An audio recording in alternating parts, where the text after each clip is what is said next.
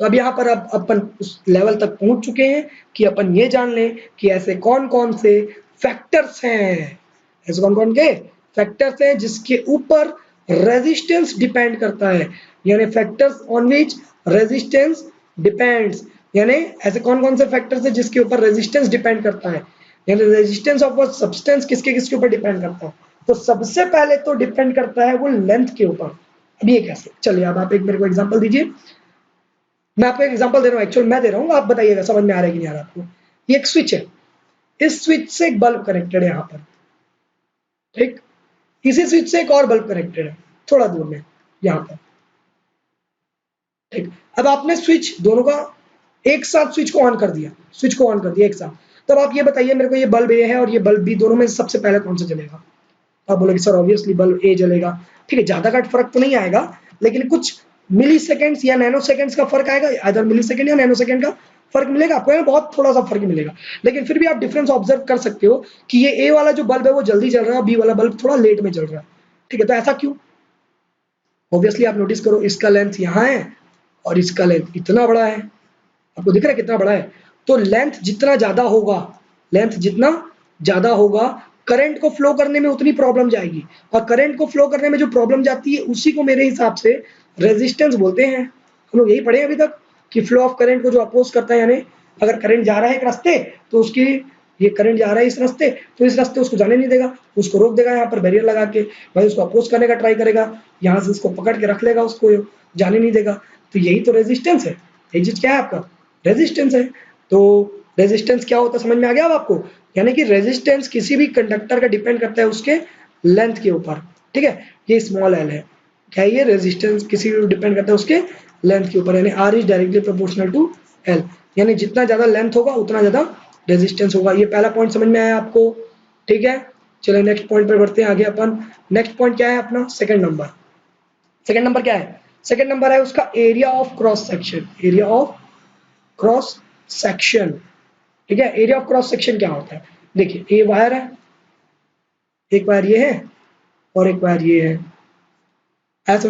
अब यहाँ पर आप ऑब्जर्व करो, इसका एरिया कितना बड़ा है और इसका एरिया कितना बड़ा है, ठीक है, ये कैपिटल ए है, ठीक, इसका एरिया कितना बड़ा है, इसका एरिया कितना बड़ा है। अब ये मान के चलो ये A1 है और ये A2 है। अब आप मेरे को बताओ दोनों से बड़ा एरिया किसका है। ऑब्वियसली सर बोलेंगे दिख तो रहा है सर, A2 बड़ा है A1 से, यानी A2 का एरिया बड़ा है ना A1 से, तो करंट किसमें ज्यादा फ्लो होगा, देखो तो इसमें कितना करंट फ्लो हो पाएगा आराम से, और इसमें कितना जा पाएगा।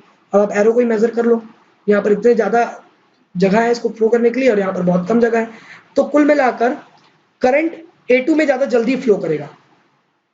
अब करंट जल्दी फ्लो कर रहा है इसका मतलब, करंट जल्दी फ्लो कर रहा है इसका मतलब क्या है, इसका मतलब रेजिस्टेंस उसमें कम है, यानी कि रेजिस्टेंस इनवर्सली डिपेंड करता है एरिया के ऊपर, यानी resistance is inversely, resistance is inversely proportional, resistance is inversely proportional to cross section area A, यानी रेजिस्टेंस इनवर्सली प्रोपोर्शनल होता है एरिया के, है समझ में आपको, ठीक है। तो अगर मैं यहाँ पर से दोनों को कंबाइन करूं, पहला क्या मिला, R is directly proportional to L, और दूसरा मिला R is inversely proportional to A, ये 2 पॉइंट मिला है मेरे को। अब ये दोनों को अगर मैं कंबाइन कर दूं तो ऐसा मिलेगा, R is directly proportional to L upon A, यार है समझ में आपको, सिंपल सा पैटर्न। ये प्रोपोर्शनल को हटाएंगे, एक कांस्टेंट जोड़ेंगे, कांस्टेंट को हम लोग नॉर्मल तो के जोड़ते हैं, तो पहले के ही लिख देता हूँ, फिर बाद में हम लोगों ने साइंटिस्ट ने बताया भैया कि के नहीं होता, ये होता है रो। अब रो क्या होता है, रो मैं आपको रोने के लिए नहीं बोल रहा हूँ, तो ध्यान देना, आर हो गया आपका रेजिस्टेंस, है समझ में आपको, एल क्या हो गया आपका, एल हो गया आपका लेंथ ऑफ वायर या लेंथ ऑफ कंडक्टर या जो भी आपका सर्किट है, A area of cross section, area of cross section आगे समझ में आपको क्या होता है जो। अब ये क्या है, रो, रो का मतलब क्या होता है, रो को अपन बोलते हैं रेजिस्टिविटी, रो को क्या बोलते हैं अपन, रेजिस्टिविटी बोलते हैं, है समझ में। तो फाइनली आपको अगर अलग से आर का फॉर्मूला निकालना है तो आर का वैल्यू मिल गया, R equals to rho into L upon ए।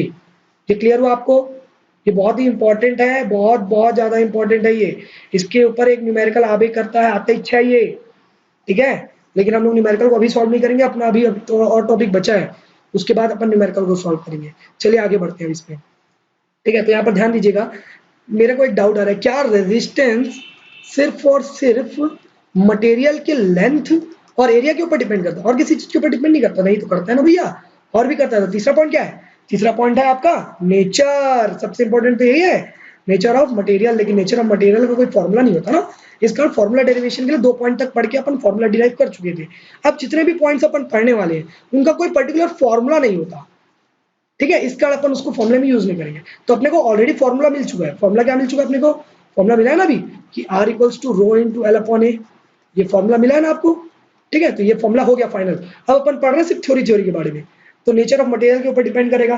भाई हम लोगों ने पढ़ा है मटेरियल कितने टाइप का होता है, तो मटेरियल 3 टाइप का होता है। एक होता है कंडक्टर, एक होता है सेमीकंडक्टर और एक होता है इंसुलेटर। तो आप कैसा मटेरियल यूज कर रहे हो मेरे को क्या पता भाई, उसके हिसाब से तो आपको रेजिस्टेंस मिलेगा। अगर आप कंडक्टर यूज किए तो आपको रेजिस्टेंस कम मिलेगा, आप सेमीकंडक्टर यूज किए तो आपको रेजिस्टेंस मॉडरेट मिलेगा। मॉडरेट यानी intermediate of conductor and insulator.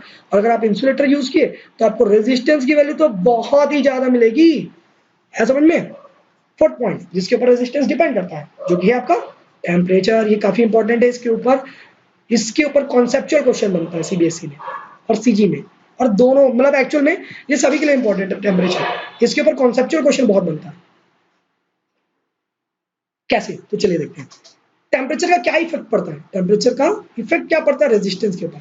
तो भैया ध्यान देना इधर, अगर आपने मटेरियल को लिया है कंडक्टर और आप उसका टेम्परेचर को बढ़ा रहे हो, टेम्परेचर को अगर आप बढ़ा रहे हो तो उसका रेजिस्टेंस भी बढ़ेगा, ठीक है।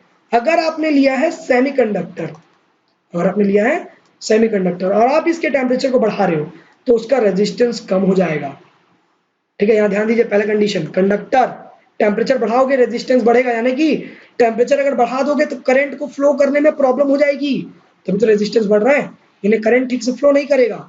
सेमीकंडक्टर, अगर आप टेम्परेचर बढ़ा दोगे तो रेजिस्टेंस कम हो जाएगा, यानी करंट इजिली फ्लो कर पाएगा, ठीक है। अब तीसरा इंसुलेटर। अब आपको ये डाउट लग रहा होगा सर इंसुलेटर में तो क्या ही फर्क पड़ता होगा, वैसे भी तो उसका रेजिस्टेंस बहुत ज्यादा होता है, उसमें वैसे ही कंडक्टिविटी होती नहीं है जनरली, है ना, तो क्या फर्क पड़ता होगा। तो भैया अगर इसका भी आप टेम्परेचर बढ़ा दो ना तो रेजिस्टेंस इसका और बढ़ जाता है, यानी कि अगर टेम्परेचर बढ़ा दो इंसुलेटर का तो वो तो वैसे ही कंडक्ट नहीं करता और फिर वो और भी कंडक्ट नहीं करेगा, यानी उसका रेजिस्टेंस और बढ़ जाएगा, और ज्यादा वैल्यू हो जाएगा उसका हाई टेम्परेचर पे। आया समझ में आपको, ये पॉइंट क्लियर हुआ। एक चीज और अपन जानते हैं, वैसे नाम तो आपने सुना होगा, अलॉय बोलते हैं उसको। याद करिए अलॉय क्या होता है, पढ़ चुके हैं अलॉय को क्या होता है। अलॉय वही होता है जो मेटल और नॉन मेटल को मिक्स करने से बनता है। याद आया समझ में आपको, पूरा नहीं बता रहा हूँ, एक एग्जांपल देता हूँ, ब्रास एक अलॉय है ना, स्टील एक अलॉय है, ये सारी चीजें। अगर इसका टेम्परेचर को आप बढ़ाते हो तो क्या होगा, तो अलॉय का टेम्परेचर अगर आप बढ़ाओगे, ठीक है, तो इसका भी जो रेजिस्टेंस है, इसका भी जो रेजिस्टेंस है वो बढ़ जाएगा। यानी कि अलॉय में अगर थोड़ा मोड़ा कंडक्टिविटी हो रहा होगा पहले, ठीक है, तो टेम्परेचर को अगर आप बढ़ा दो तो उसका रेजिस्टेंस और बढ़ जाएगा, यानी कंडक्टिविटी और पूरा बढ़ जाएगा, लगभग चल देगा। है समझ में आपको, ये पॉइंट क्लियर हुआ। चलिए अब आ जाते हैं फॉर्मूले पे। फॉर्मूला क्या पढ़ा था, R equals to rho upon A upon L, rho into A upon L. R था रेजिस्टेंस, रो था रेजिस्टिविटी, एल था लेंथ, ए था एरिया। चलिए अब आप मेरे को बताइए आर को किस में मेजर करते हैं, ओम में, लेंथ को ऑब्वियसली मीटर में, एरिया को मीटर स्क्वायर में। तो रो की यूनिट क्या होगी, ऐसे यूनिट क्या होगी रो की, चलिए निकालते हैं। तो रो का फॉर्मूला क्या निकलेगा, आर, ए इधर ट्रांसपोज हो जाएगा तो R into A upon L नीचे चला जाएगा अपॉन एल। चलिए तो अब इसमें आगे बढ़ जाते हैं। ए आर को किस में रिप्रेजेंट कर रहे हैं, ओम में, तो ओम इंटू एरिया को किस में मेजर कर रहे हैं, मीटर स्क्वायर में, ohm into metre square upon length को किस में मेजर कर रहे हैं, मीटर में, तो अपॉन मीटर। यानी रो का वैल्यू क्या मिला, ये एक मीटर और एक मीटर स्क्वायर कट हो गया, यानी ओम मीटर मिला। क्या मिला आपको, रेजिस्टिविटी ओम मीटर, यानी कि SI unit of resistivity, resistivity जिसको क्या बोलते हैं अपन, रो से रिप्रेजेंट करते हैं, क्या है, इस ओम मीटर। है समझ में, क्लियर हुआ। अच्छा एक बात बताइए मेरे को, रेजिस्टेंस क्या होता है बोला मैंने आपको, रेजिस्टेंस होता है अगर किसी भी कंडक्टर में करंट फ्लो कर रहा है तो उस करंट को क्या करेगा, वो अपोज करेगा, उस करंट को क्या करता है, वो अपोज करता है, यही तो रेजिस्टेंस होता है ना। और कंडक्टेंस क्या होगा फिर, नाम से तो लग रहा है सर रेजिस्टेंस का उल्टा होना चाहिए, यानी कंडक्टेंस क्या होगा, उल्टा करंट को फ्लो करने में हेल्प करेगा। किसी भी मटेरियल के अंदर, किसी भी वायर के अंदर करंट को फ्लो करने में हेल्प करता है कौन, कंडक्टेंस। यानी कंडक्टेंस और रेजिस्टेंस एक दूसरे के उल्टे हैं, रेजिस्टेंस में फ्लो मुश्किल होता है, कंडक्टर में फ्लो आसान होता है। रेजिस्टेंस फ्लो ऑफ करंट को रोकता है, कंडक्टेंस फ्लो ऑफ करंट को फेवर करता है और बढ़ाता है। यानी कंडक्टेंस और रेजिस्टेंस एक दूसरे के अपोजिट है। आया समझ में? कंडक्टेंस और रेजिस्टेंस क्या है? एक दूसरे के अपोजिट। यानी अगर कंडक्टेंस को मैं सी से रिप्रेजेंट करूं, कैपिटल सी से, तो फॉर्मूला मिल जाएगा सी इक्वल्स टू 1/r। सही है? तो अगर सी इक्वल्स टू 1/r है और आर का फॉर्मूला क्या होता है? आर का फॉर्मूला हमने ऑलरेडी पढ़ चुका है, R equals to rho into L upon A. जब आर रेजिस्टेंस था याद होगा, तो rho resistivity, L length, A area. अब इसको आप पुट अप कर दो तो आर की जगह में यहाँ पर क्या मिलेगा आपको? सी इक्वल्स टू 1/r था ना, यहाँ पुट अप कर दो तो सी इक्वल्स टू 1/r की जगह क्या आ जाएगा? रो इंटू एल अपॉन ए मिलेगा। मिला? अब ए नीचे वाला ऊपर चल जाएगा तो क्या मिलेगा अपने को? अपने को मिलेगा सी इक्वल्स टू, क्या था वहां पर देखो, ध्यान दो, 1/1 रो इंटू एल। पहले तो इतना लिख लेते हैं, 1/रो इंटू एल। ठीक है? इसके बाद क्या था? एरिया था नीचे में, ये एरिया ऊपर चला जाएगा तो क्या मिलेगा आपको? ये मिलेगा आपको यहाँ पर एरिया आ जाएगा। ठीक है? तो सी इक्वल्स टू क्या मिला? अगर मैं इसको अरेंज कर दूं तो 1/रो इंटू ए अपॉन एल लिख सकता हूं। सी क्या है? कंडक्टेंस, ए क्या है? एरिया, एल क्या है? लेंथ, रो क्या है? रो क्या है? रेजिस्टिविटी। अब मेरे को ये बात कुछ हजम नहीं हो रही है क्या, कि भैया अगर सी कंडक्टेंस है, जैसे फॉर्मूला आर का निकाले थे अपन, तो R equals to rho into L upon A, जहां पर आर रेजिस्टेंस था तो रो रेजिस्टिविटी थी। अगर फॉर्मूला कंडक्टेंस का है तो यहाँ पर रेजिस्टिविटी की जगह क्या होना चाहिए? कंडक्टिविटी होना चाहिए। और सबसे बेस्ट बात बताऊं मैं आपको, अगर कंडक्टेंस रेजिस्टेंस का उल्टा है तो रेजिस्टिविटी का उल्टा क्या होगा? सही पहचाने हो? कंडक्टिविटी।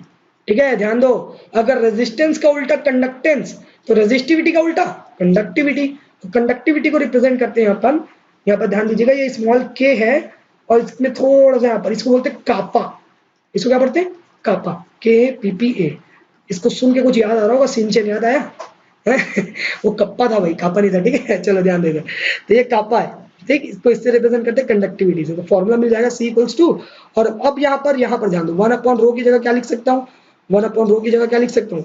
कापा को लिख सकता हूँ। तो यहाँ लिख देता हूँ kappa into A upon L. ये ध्यान दो, ये हो गया आपका कंडक्टेंस का भी फॉर्मूला मिल गया आपको।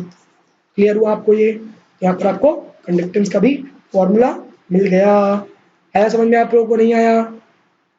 आई होप आप लोगों को इतना क्लियर होगा। तो आज के लिए बस इतना ही करते हैं। ठीक है? नेक्स्ट क्लास में डिस्कस करेंगे अगला टॉपिक को।